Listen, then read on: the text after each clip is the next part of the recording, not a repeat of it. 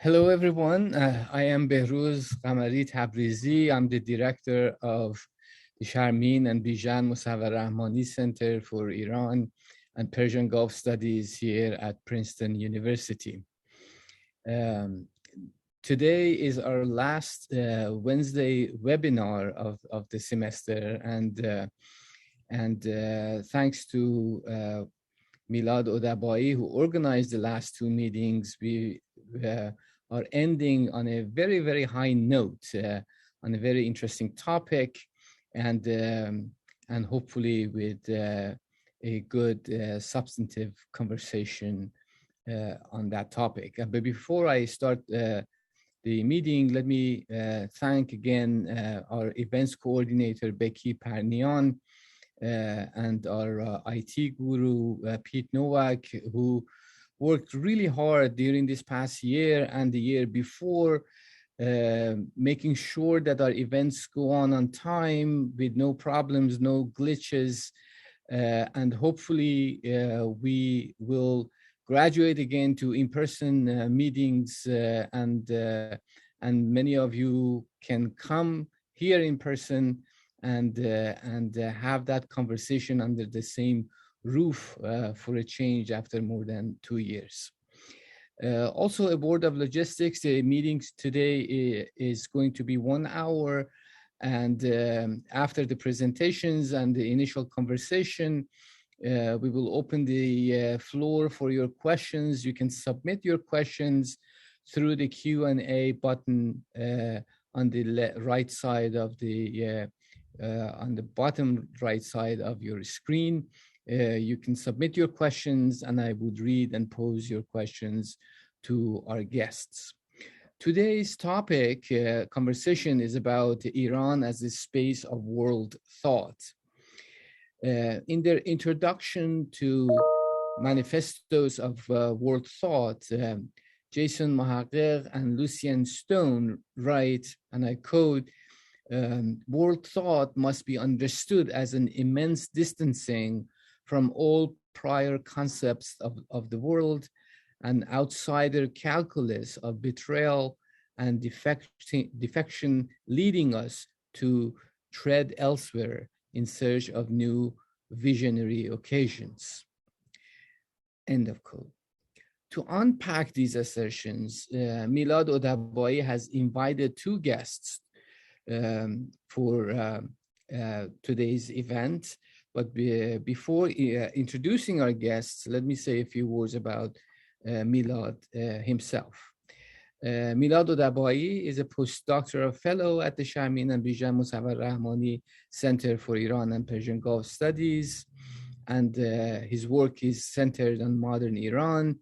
And in his research, he brings together the study of history and tradition, translation, migration, as well as loss and revolution.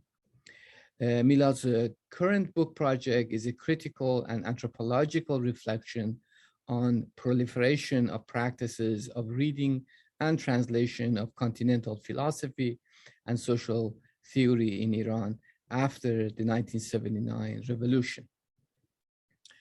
Our guests, Jason Mohaghegh, is a professor of comparative literature at Babson College. His research engages currents of radical thought emerging from the Middle East and the West, exploring concepts such as chaos, violence, illusion, silence, sectarianism, and mania, as well as apocalyptic writing. He has published 8 books to date. They include Insurgent, Poet, Mystic, Sectarian, The Four Masks of an Eastern Postmodernism, and a beautiful translation of Ahmad Shamlou's poetry, Born Upon the Dark Spear, which came out in 2016. I highly recommend this translation, one of the few translations that captures the soul of Shamlou's poetry. And most recently, Omnicide, Mania, Fatality, and the Future in Delirium, which came out in 2019. Our second guest, Arshin Adib-Moghaddam, is a professor in global thought and comparative philosophies at SOAS, University of London, and bylaw fellow of Hughes Hall, Cambridge University. His research addresses nationalism in West Asia, Iran, Islam and the West, non-European thought, and world politics. He has published 6 books, including most recently, What is Iran? Domestic Politics and International Relations in 5 musical pieces. Fabulous book. I also highly recommend reading that, especially if you're into music. Psychonationalism, Global Thought, Iranian Imaginations, on the Arab Revolts and the Iranian Revolution, Power and Resistance Today. His commentaries on contemporary culture and politics appear in outlets such as Times Higher Education, Al Jazeera, CNN, The Guardian, The Independent, and Tehran Times. It is my pleasure to introduce our panel today. And again, thank you, Milad, for coming up with the idea and putting together this event and last week's event. And I'll disappear from the screen for now, and then I reappear later after listening to your conversation. And the screen is yours, Milad. Thank you. Thank you, Behruz, and everyone at Princeton who helped facilitate this conversation. For my part, I just want to say a few words about why I thought about this particular conversation and our guests who kindly accepted our invitation. Recently, one of my interlocutors in Tehran, who was once inspired by the call of the Islamic Revolution, took part in the event and then went back to his studies and became a scholar of Islam and politics, appeared in the media and described the geographic space between Afghanistan to the east and Syria and Iraq to the west as Zamin Sukhde, scorched earth. He was speaking not in the mode of critique, but of nasihat, advising leaders, Iranian leaders, to attend to the geopolitical, the socioeconomic, environmental calamities that people in the region and around the world face. In my experience, and I'm not claiming that this experience is representative of a general view, many people, thinkers and artists in Iran and the region are very pessimistic about the future, but nonetheless persevere in their intellectual and creative practices. One of these intellectuals recently described his writing to me as an attempt to relate to the ongoing and anonymous unfolding of destruction and bring it into the writing of history and theory. At the most basic level, I'm interested in this conversation about world thought because I'm wondering if there is a kind of thought that does not ground itself in a discourse, culture, tradition, or a paradigm of knowledge so that it is capable of inhabiting and relating to the ongoing devastation of culture, so that it can come to terms with loss and incapacitation of various traditions and paradigms. I don't want to be too brash, but it seems to me that we are well versed in critical discourses that have taught us about the capacity of economic ideology and neoliberal rationality in displacing political debates. We know, at least since Claude Lévi-Strauss, that critical metropolitan thinkers are unable to relate to forms of thought that occur outside the Western canon of philosophy and theory. And we know about colonialism and racialization as productive processes that disinvest the racialized from subjectivity and engender social death. But we know relatively little about the form, categories, and characteristics of a thought that can relate to what Frantz Fanon has helped identify as abyssal existence and as the aftermath of culture, where, in his words, culture comes to testify against its members. Critical theorist Gil Anidjar has recently noted that work, labor, action, rather than destruction, are the dominant concerns of much of contemporary scholarship. Academic and popular discourses are largely focused on agency and its many vocabularies: production, construction, doing, making, performing. When destruction is addressed, it is addressed which is addressed in relationship to climate change. It is largely addressed as an event on the horizon that should mobilize action yet again. In his reflections on the thought of Maurice Blanchot, Michel Foucault described a form of thought that stands outside subjectivity and at the threshold of all positivity. A thought that, in contrast to the interiority of our philosophical and theoretical discourses, he described as a thought from the outside. Foucault wrote that it might one day be necessary to try to define the fundamental forms and categories of the thought from the outside, and that's a quote. But he did not specify under what conditions such a task becomes imperative. Perhaps our situation, the situation of a scorched earth, where destruction is the grounds, the structure, and not the event on the horizon, is that untimely moment to speak about this kind of thinking. I propose this conversation, because I read the manifestos for world thought, the collection of essays brought together by Lucien Stone and Jason Mohaghegh, as an engagement with and a response to the thought from outside. An attempt not so much to critique and lay bare capitalism, Orientalism, and other productive processes that divide and conquer the world, but to inhabit the divided and conquered world and forge a different kind of thinking. Stone and Mohaghegh define world thought as fugitive, critical, creative trajectories that take distance from all prior concepts of the world in search of new visionary occasions. World thought is not so much a new domain of inquiry, but a radical embodiment of losses and transformations that mark our epochal consciousness. As such, the figures of world thought are far from figures of traditional thinking, such as personhood, society, nature, culture. They are instead the gulf, the abyss, the labyrinth, the desert, and the impersonal, as put forth by Sitrag Manoukian in his contribution to the volume.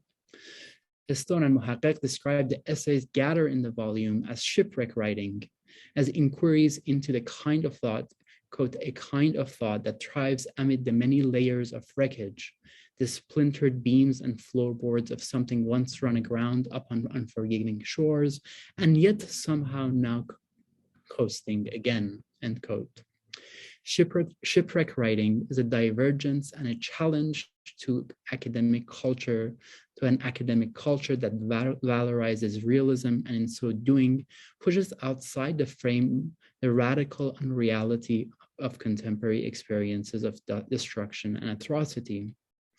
The protagonists of this genre of writing do not aspire to adhere to the disciplining norms or to a profession.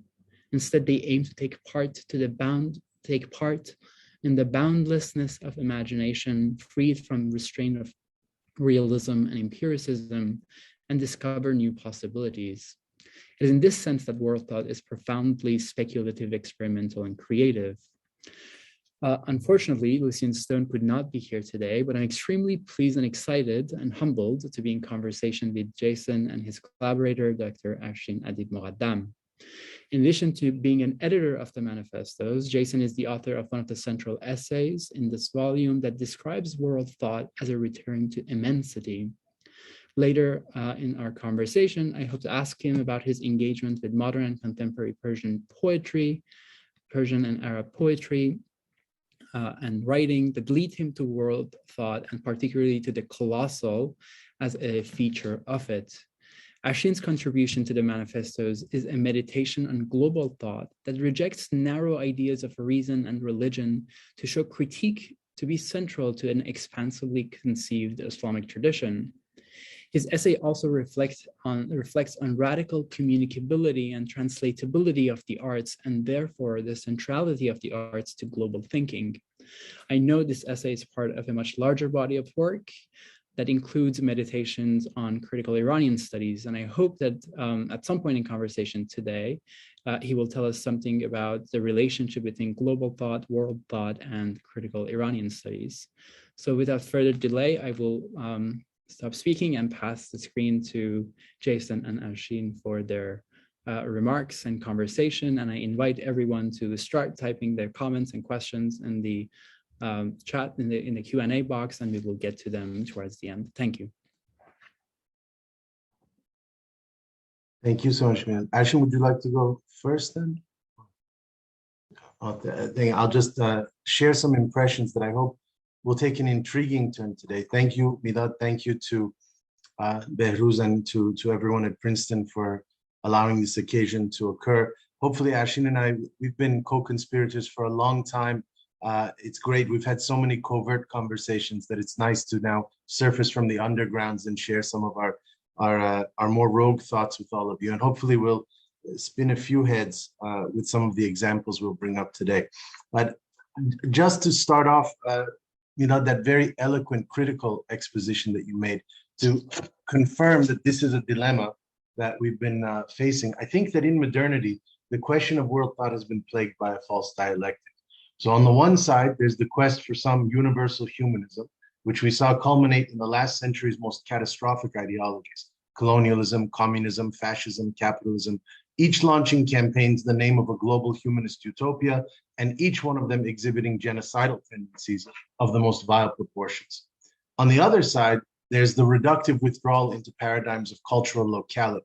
And that's fueled by a certain neurotic anxiety to constantly contextualize and historicize every gesture in some exclusionary identitarian narrative of minor difference.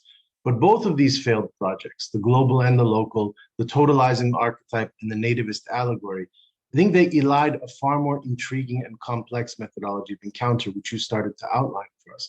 And that would be the territory of radical strangeness.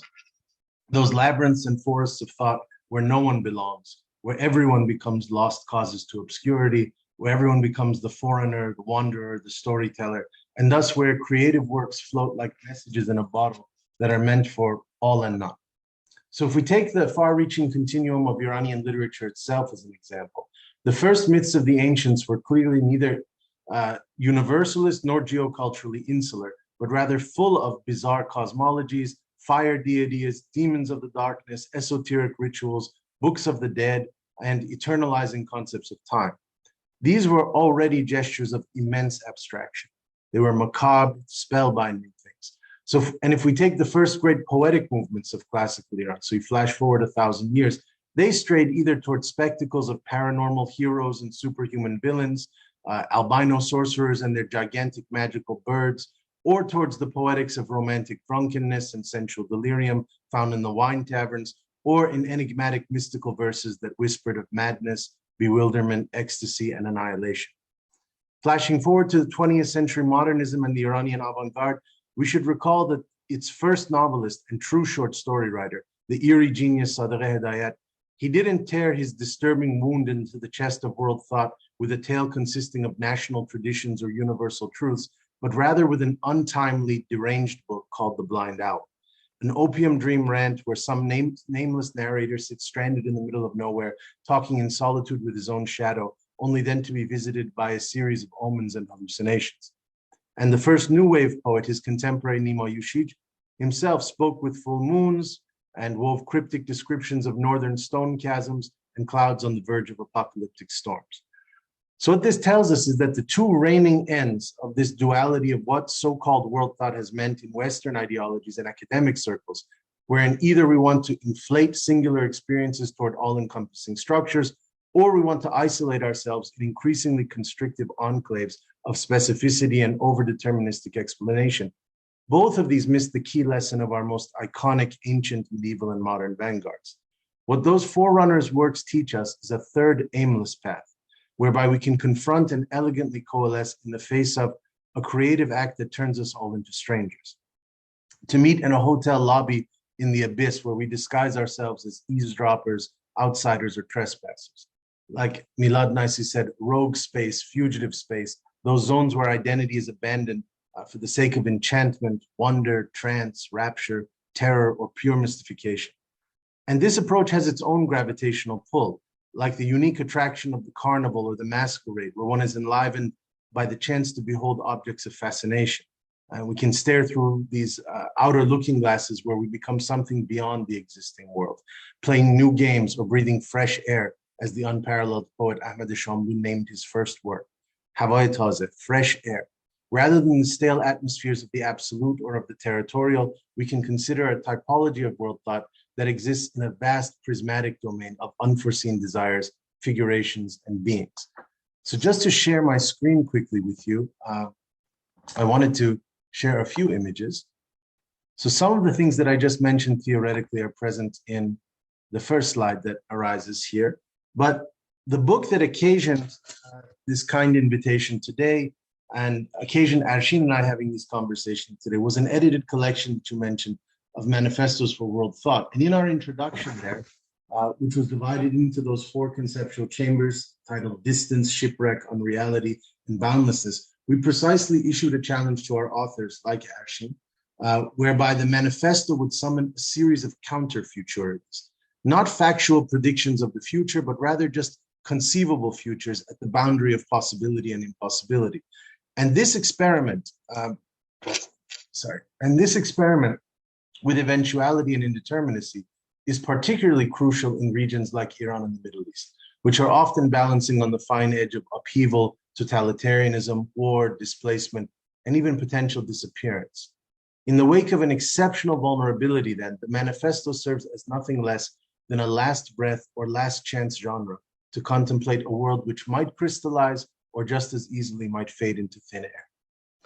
So to showcase a more acute theater of operation for this idea, I want to turn our attention quickly to an overshadowed corridor of textual history that I wanted to mention here today.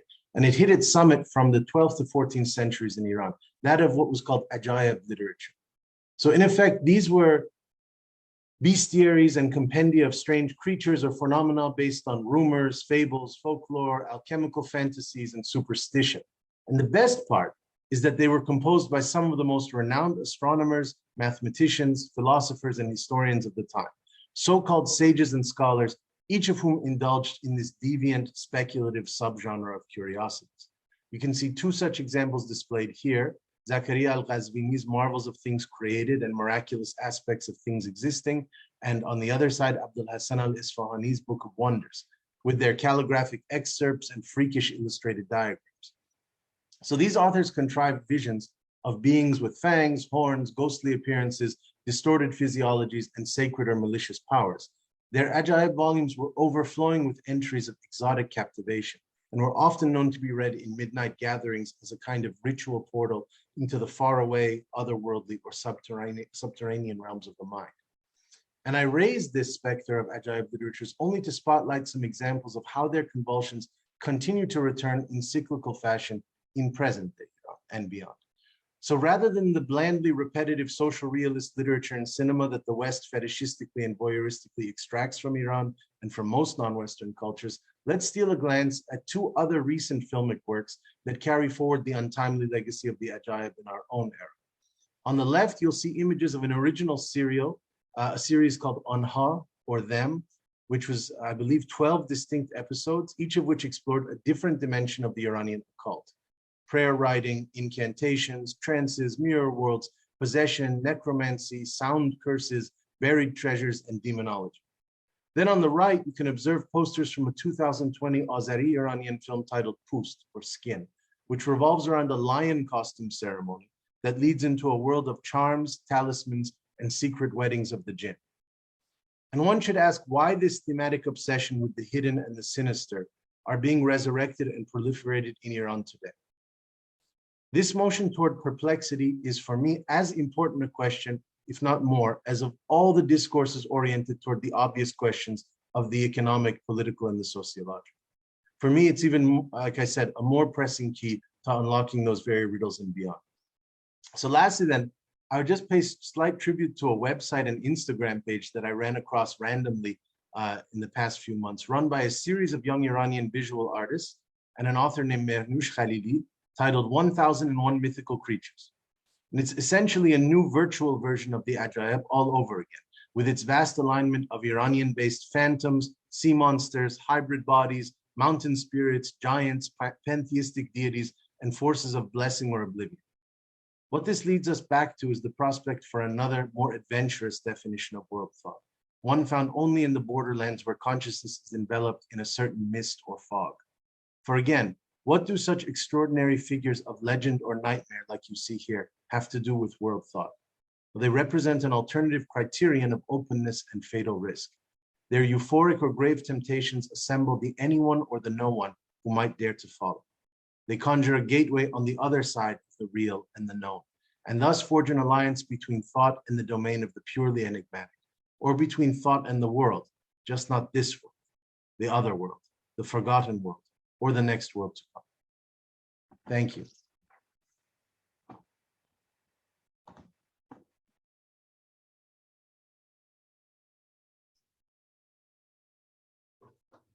Milad, do you want me to go ahead now? Yes, please. All right. Okay. I just wanted to thank Milad, Behrooz, and all the colleagues at Princeton University for their invitation. It's a great pleasure being here. And it really shows that Jason and I are brothers in arms, as he already said. And it's no joke. There was no we did not come up with a presentation that was complimentary from the outset. But I have my own little ajaib creature to share in our, if you like, little Iranian-themed Rocky Horror Picture Show, if I may say so. I hope you can see the shared screen. So this is, of course, slightly better known than what Jason indicated, which was entirely new to me and fantastically innovative. It's, of course, the depiction out of the Shahnameh, the Book of Kings. And indeed, in Ferdowsi's Shahnameh, the Div-e-Sepid, the white demon that you can see here, is a huge creature who possesses both immense physical strength, right? There is an issue with size here, and is skilled in sorcery and necromancy. So again, going back to the Ajoib culture, Jason, it's really strange that I picked this one up. Necromancy is the ability to communicate with the dead.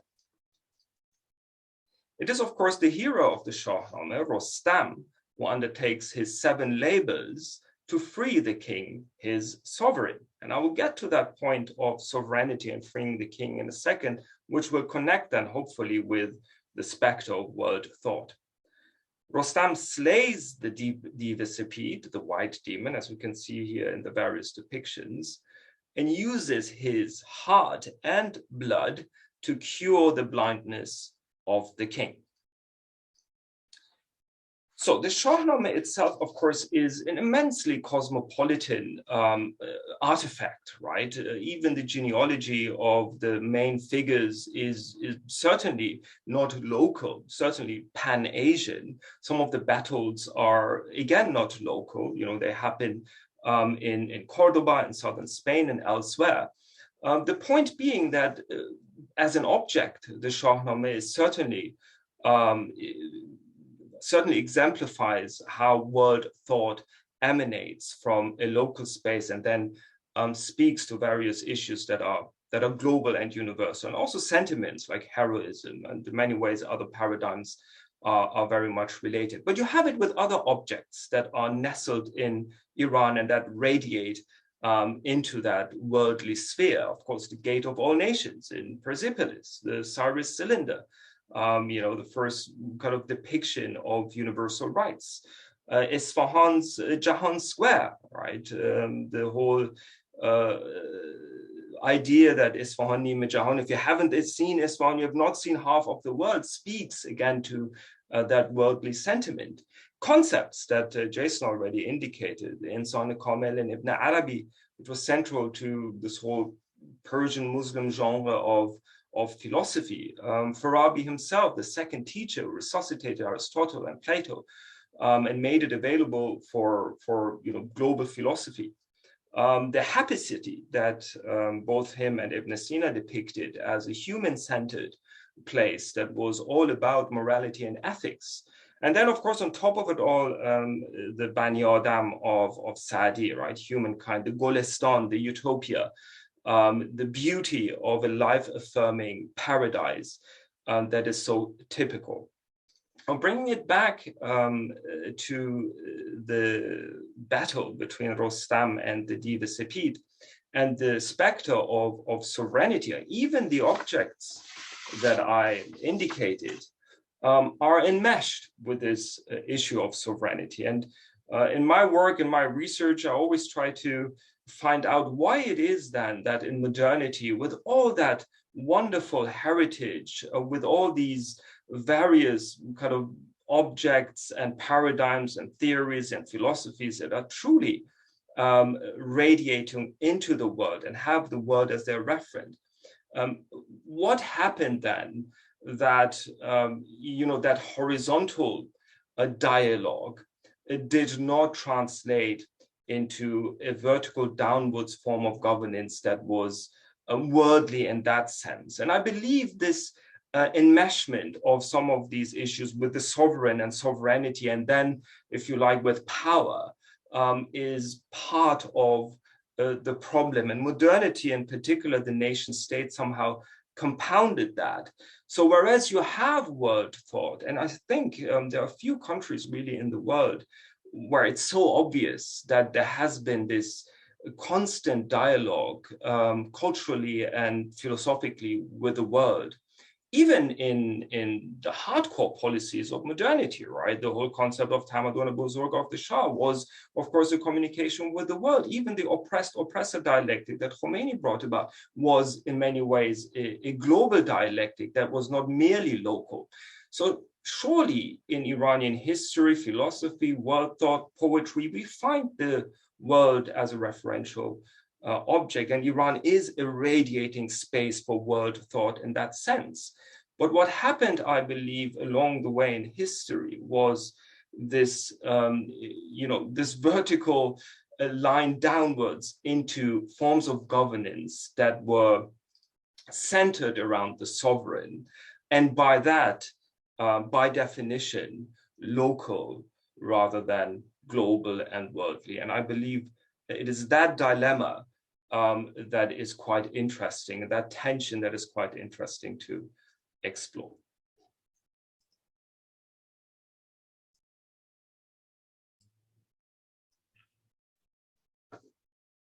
Milad, please. Thank you so much for those wonderful interventions. I feel very much a little bit, I guess, trapped like a scholar and interpolated by your provocations. But I would love to, I have many questions and more clarification. I would love to hear on this thread that you ended on, Arshin, about the way that modernity sort of preempts or neutralizes engagements from world thought, from various sort of cultural traditions, that even that world thought does have a relationship with events, political events that are somewhat familiar to us, yet those political events are pulled to a particular logic. We could say a logic of secular modernity, logic of the nation state, logic of sovereignty, that nonetheless attaches them to the dialectics that Jason laid out for us, the universal and the local, or the universal or the particular. So that could be one place we start. And I suppose I am also when thinking about, let's say, a tradition like Ajayib, Bagharayib, that we know as a genre of Persian and Arabic literature. And this is a scholarly question, and I apologize for that, or I'm conscious of the limitations of that. That was a part of a larger tradition of thinking about the earth, about geography, about the limit of human knowledge. It was valorized, if I understand it, and I'm asking you, I suppose, to clarify, valorized to have an ethical and moral significance, and in relationship to the finitude of the human and the human knowledge, and how one of the interventions that you are making is making me think about the limit of secular forms of knowledge that render beasts and angels and jinns and unreal, and render them otherworldly, as opposed to worldly in the way that you are claiming that concept. So I would love to hear you more on the sort of the traces of that kind of I suppose ethical thinking about the strangeness. Is that how the significance of that today? I would love for you to also engage one another. Thank you. Let me just pick up this issue, Milad, that you indicated about modernity and how Iran has been embedded in developments that were truly global, right? If we pick and choose some of the main personalities of the major events in Iranian modernity, you see how embedded they are, but in the end, the kind of political effect was different. So we have, for instance, Jamaluddin al-Afghani during the constitutional revolution in Iran, 1906-1907. Now, this was a truly worldly guy in terms of his, lifestyle. He was a womanizer and wine drinker. Everyone knew that. At the same time, he also was a great proponent of pan-Islamism and worked with Muhammad Abdu and others to that end. So, he was not in the sense local Iranian. He even named himself as al-Afghani, although he was probably Asad Abadi. So he was not local Iranian, but turned Iranian through the events on the ground. The constitutional revolution was in many ways speaking to global themes of republicanism and democratization that were floating around all over the world at that time. And yet, of course, the outcome, was very different. It reduced the institutions of Iranian politics to their locality, right? Second event, Mohammad Mossaghegh, again, happened during the anti-colonial movements all over the world. Secular nationalists from, Egypt and elsewhere nationalizing their national resources. The Cuban Revolution happening, and Nkrumah in Ghana, Che Guevara, all of that happening, and Iran in many ways embedded in those global dynamics as well. And yet, again, the outcome was one that was confined and constrained to the locality of the institutions of modernity that was somehow, incapable of absorbing those global dynamics. And the same again with the revolution in 1979, when you take a look at Shariati and people like Ola Ahbab, their writing is worldly. It's steeped in global dynamics and ideas that were not, I believe, nativist in the sense that they radiated out of Iran and they spoke to wider themes. But again, the outcome was, nativist and localized. And I believe it's probably in the nature of sovereignty as has been inscribed into the Iranian nation state of modernity, that those global tendencies turned out to be local primarily.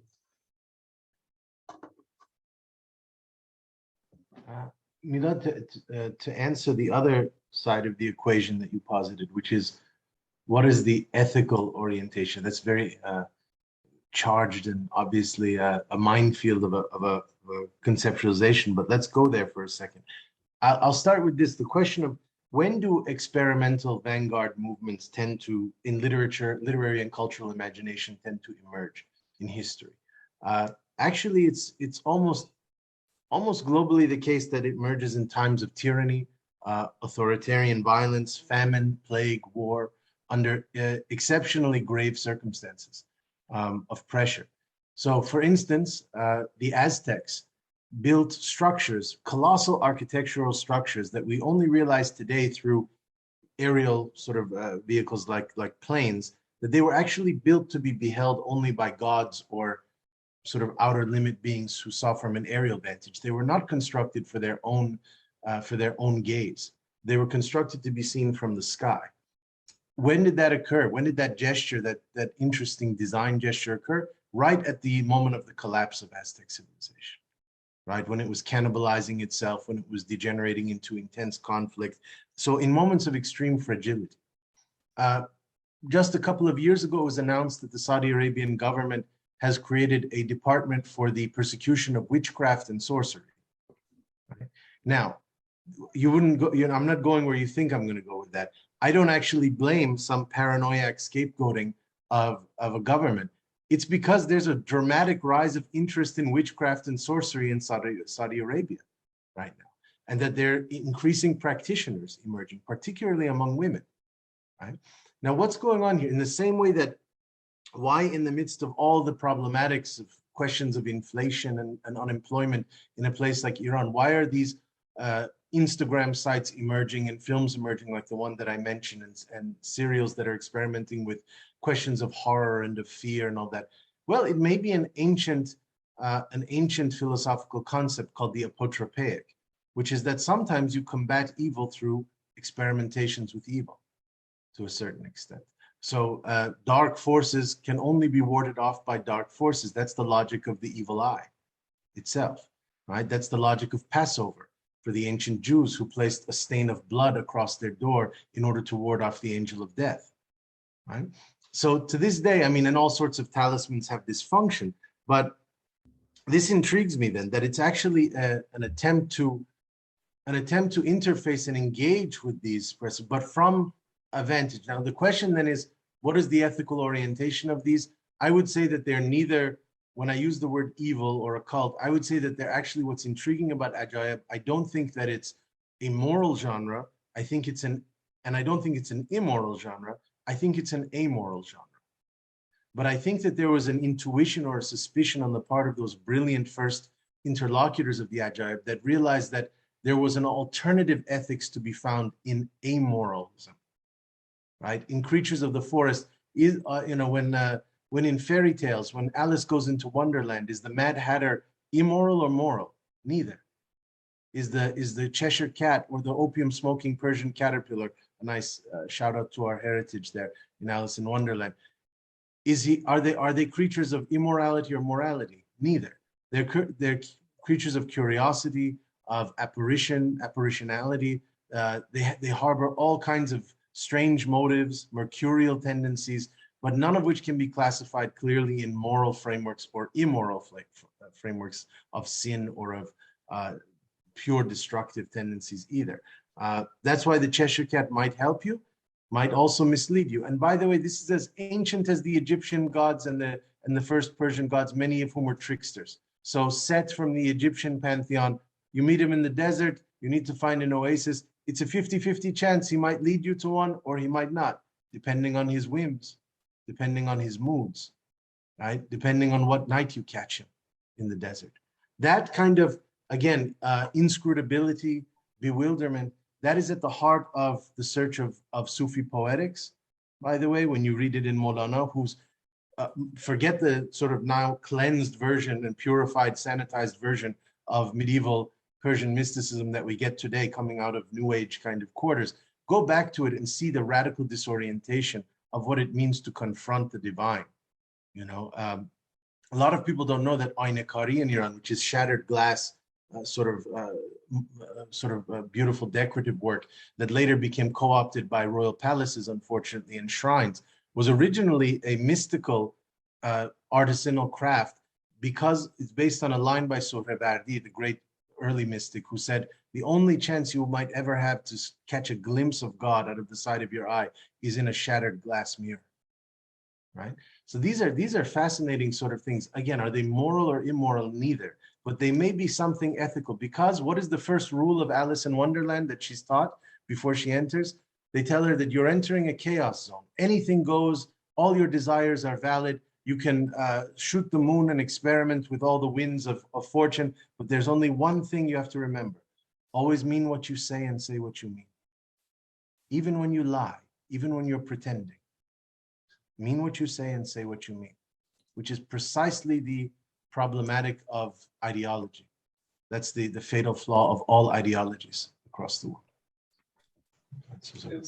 Jason, this is exactly what I try to pick out from what you said. And I don't want to be also too long because I like to hear what colleagues and the audience have to say. But this specter, what you talked about, like being in no man's land, right, where there is no judgment.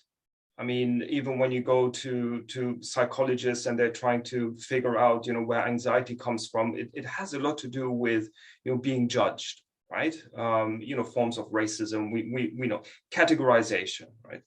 And exactly at the end of what you said, that was exactly my intervention, that going back to what we said about sovereignty, power, and how they emerge, not only in Iran, but elsewhere as well, they're entirely dependent on these forms of categorization, right? That word thought that, we kind of signposted emanating from Iran has been eclipsed exactly from both sides within Iran because of these forms of governance. And then also from the other side because of forms of othering and, Iran not being, if you like, welcomed into the fold of global philosophy. How many philosophy departments, Jason, do you know where they would look at Sohrawardi and exactly the things that you said? Exactly zero.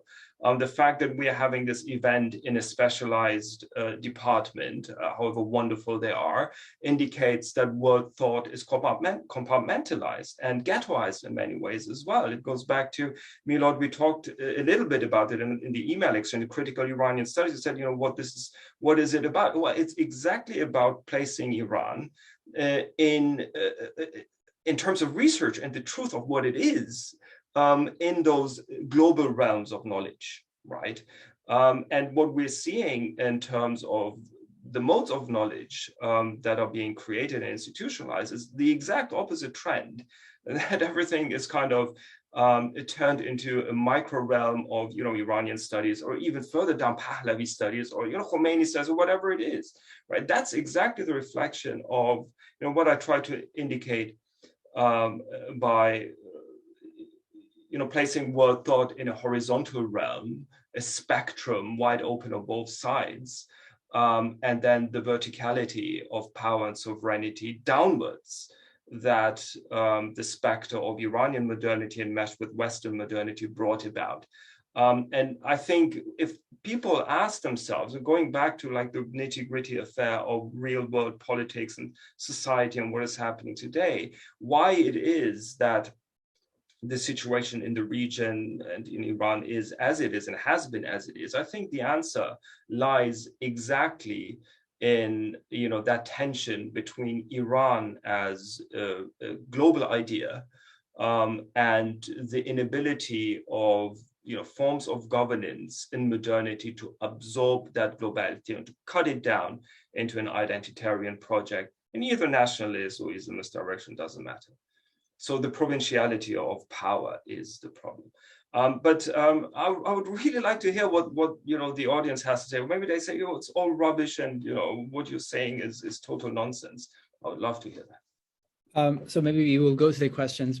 Just very briefly, it seems to me there is this sort of two ideas, and maybe the terms global and the world sort of capture the difference as well. So Iran is part of a global history that could be told if we look at things like constitutionalism, and we can think about the various debates as being part of a conversation that produced the global, yet despite the way that they were interpolated into various local circumstances.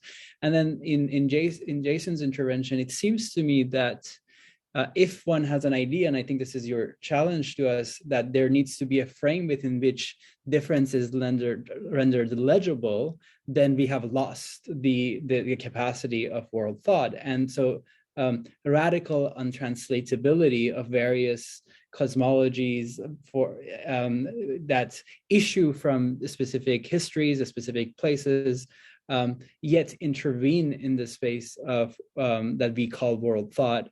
That untranslatability is a feature of that space, as opposed to a frame where mediates between the universal and the particular, a frame of that legibility. But I guess let's go to the both of the questions on the table are a little bit, I feel like might help clarify and they are related, but let me just read them. Our colleague Sheda Daryani is asking, saying, thank you for the great conversation. Question for Jason: how did the duality of world thought play out in your own translation of Shamlu? His poetry arguably echoes much of world literature, namely Lorca, Ritsos, and Hughes. And I will read the second question because I do think it's related, and they are, I suppose they are a challenge a little bit to the intricate, or the link between the global as a space of radical commensurability and not translatability, and the world. I wonder if Jason might speak to his vision of a world where strangers meet in a hotel lobby. How is that different from Kwame Apaya's ethics in a world of stranger, a cosmopolitanism that Apaya sees in the airport, where people from all walks of life assemble? But of course, the airport, and here's the kind of paranoid critic, as in the hotel lobby, they're not natural artifacts. One needs a passport, or one needs to adhere to a strict dress code to be welcome. If we are to begin thinking from devastation, aren't the hotel lobbies of the world built upon rubble? Aren't they a place of refuge for those who have the luxury of taking pleasure in the life of the mind, like the blind owl, reveling in his strange visions while being taken care of by his wife, without having to reckon with social reality, that is, the world? All right, there's a lot there. That is extremely elaborate. Thank you for all of that. Just to touch upon the surface of some of those things, one of the reasons why I tend to avoid the term world or global is simply the historical transition. So there were kind of three epistemes or epocalities, and this is something that, among others, a colleague of Arshin, Faisal Devji, has noted in some of his work before, saying that the ancients and the medievals used to refer to the earth. And then it was at the rise of imperial history and modernity that we suddenly got the classification of world, the transition into the terminology of the world, which culminated catastrophically in world wars, right? But then what was the event that necessitated yet another radical break to the term globe or global? And a lot of people don't know this. It's kind of shrouded for some reason in a buried history. It was the atomic bomb. The invention of the atomic bomb was the first seismically scaled sort of colossal event that necessitated the movement towards a completely new terminology.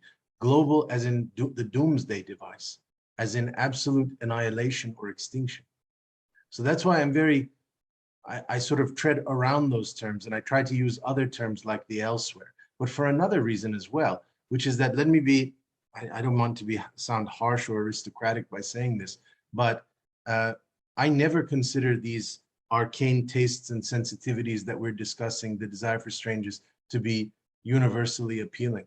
I have just too many failed attempts to convey their enchantments to everyday people to think that that's why I said books for all and none, meaning there's no exclusion, there's no hierarchy, there's no judgment, as Arshin so brilliantly said here.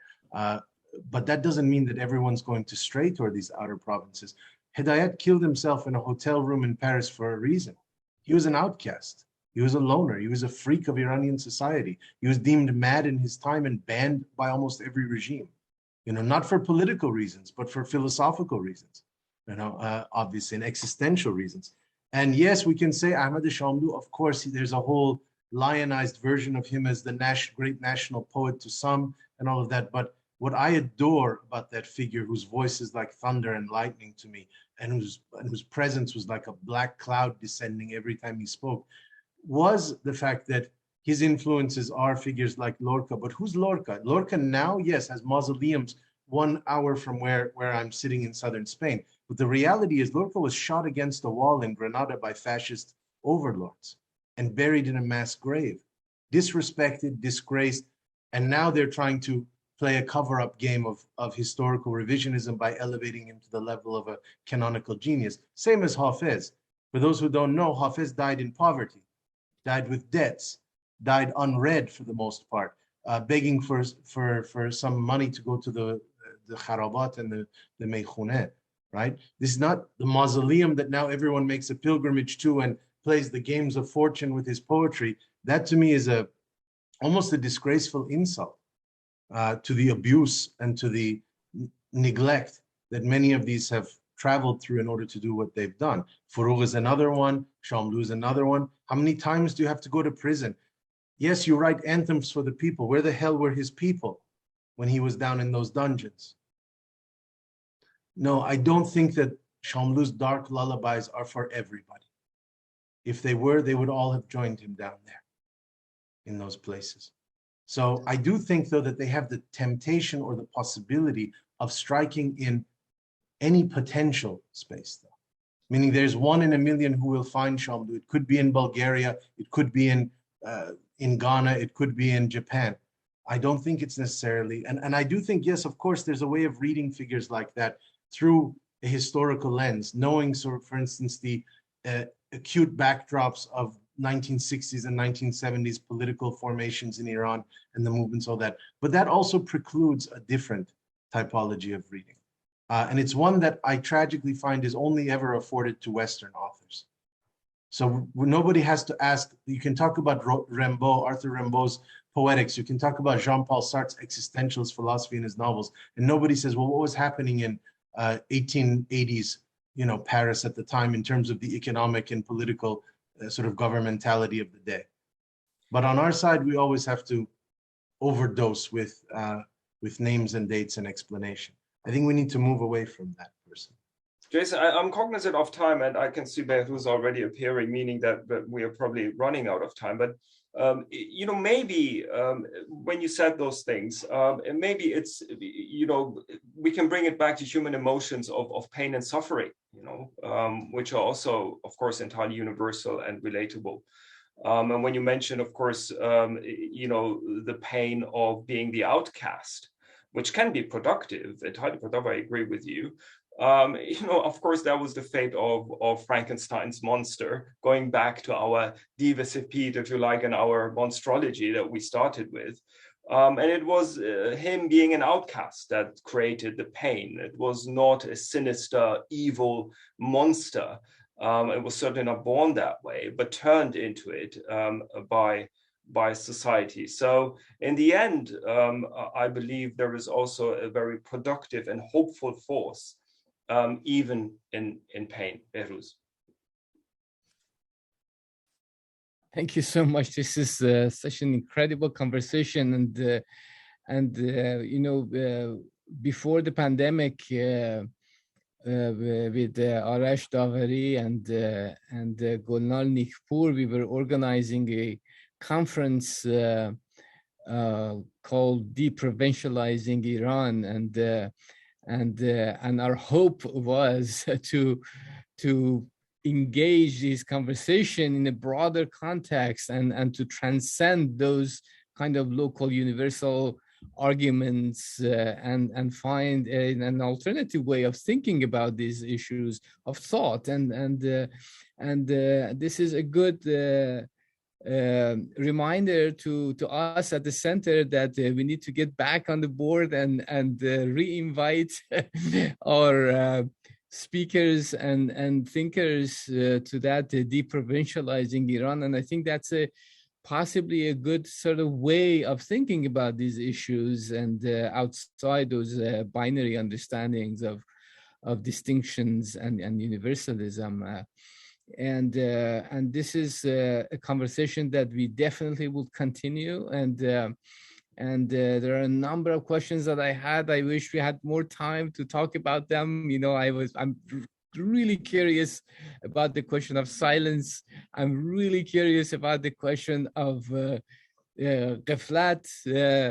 That is sort of a key kind of concept in Al-Ghazali, and this kind of Platonic notion of what is the space for ghaflat and not knowing or ignorance in the way we think about the world. And so there are all these different possibilities, and I'm so glad and I am grateful to Milad that brought the two of you together here, and then you are co-conspirators, and I am one of the biggest fans of your works, and I wish that we see you next time in person in Princeton to continue that conversation. Thank you so much, Milad, Arshin, and Jason, for this wonderful conversation. And this is our last Wednesday seminar of the semester, and I hope all of you have good summer, and don't forget about us in the fall. Thank you. Thank you very much. Thanks everyone. Bye-bye.